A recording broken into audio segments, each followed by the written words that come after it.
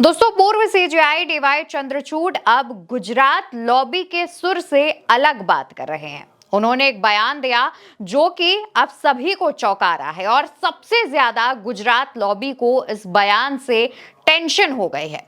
दरअसल आप भी जानते हैं कि जब one nation one election theory पर बात हो रही थी, वन नेशन वन इलेक्शन को लागू किए जाने को लेकर जेपीसी का गठन किया जा रहा था, उस दौरान विपक्षी नेताओं ने भी वन नेशन वन इलेक्शन का विरोध किया था।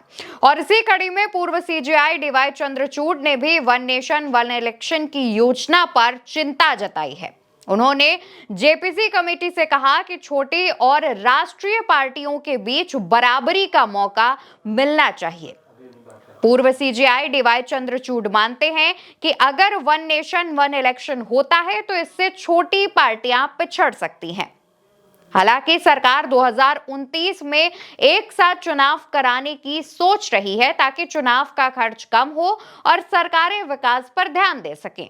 लेकिन लगातार विपक्ष के नेताओं का यही कहना है कि जिस तरीके से वन नेशन वन इलेक्शन की बात कही जा रही है, इससे जो छोटे छोटे दल हैं जो कि तमाम राज्यों में अपनी अपनी जाति के लिए मजबूत होते हैं और साथ ही वहां पर मौजूद होते हैं, ऐसे दल हाशिए पर चले जाएंगे, क्योंकि उन दलों के पास राष्ट्रीय पार्टियों जितना चंदा या फिर जो तमाम चीजें होती हैं, सुविधाएं होती हैं, वो नहीं होंगी।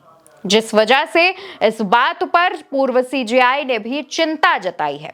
दोस्तों, फिलहाल के लिए अगर हम बात करें तो जेपीसी इस मामले पर विचार कर रही है और कहा जा रहा है कि 11 जुलाई को पूर्व सीजेआई चंद्रचूड़ और जस्टिस जेएस खेहर से बात की जाएगी। हालांकि मौजूदा परिस्थितियों की अगर अब बात करें तो साल 2034 से ही अगर वन नेशन वन इलेक्शन को लागू किया जाता है तो वो साल 2034 में ही संभावित हो पाएगा, पूरी तरीके से लागू हो पाएगा, इसकी संभावना दिख रही है।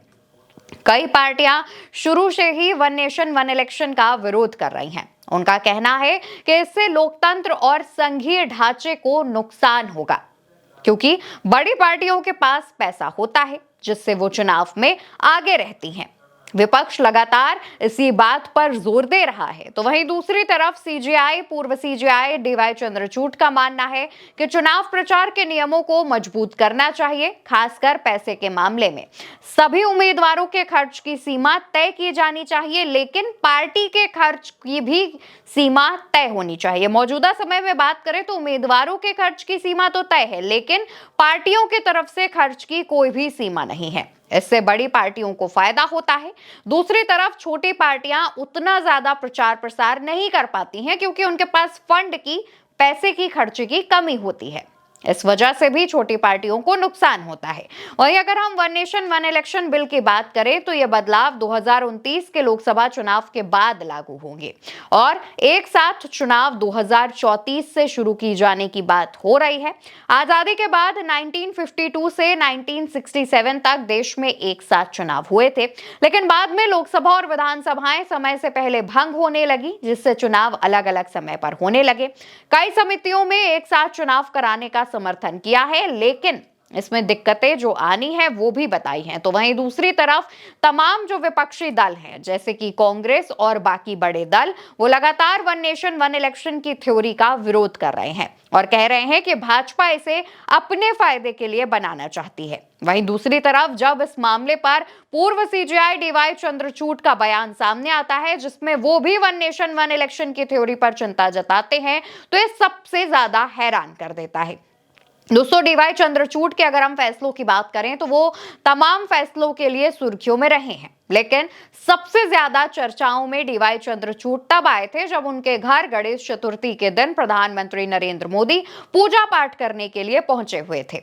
तस्वीरें सामने आई और उसके बाद से सवाल उठने शुरू हो गए। कहा जा रहा था कि विधायिका और न्यायपालिका के लोगों को एक साथ नहीं होना चाहिए, लेकिन उसके बावजूद जिस तरीके से एक सरकार का नेतृत्व कर रहे प्रधानमंत्री और दूसरी तरफ सुप्रीम कोर्ट जो कि खुद को निष्पक्ष बताता है, उसका एक बड़ा चेहरा यानी कि सीजेआई, इस तरीके से अगर मुलाकात हो रही है तो इस पर जो भी मामले सीजेआई के पास या सुप्रीम कोर्ट की बेंच के पास पहुंचते हैं, उसमें अगर सत्ता पक्ष का साथ दिया जाता है तो इससे एक बात साफ हो जाती है कि सत्ता पक्ष दबाव बना रहा है।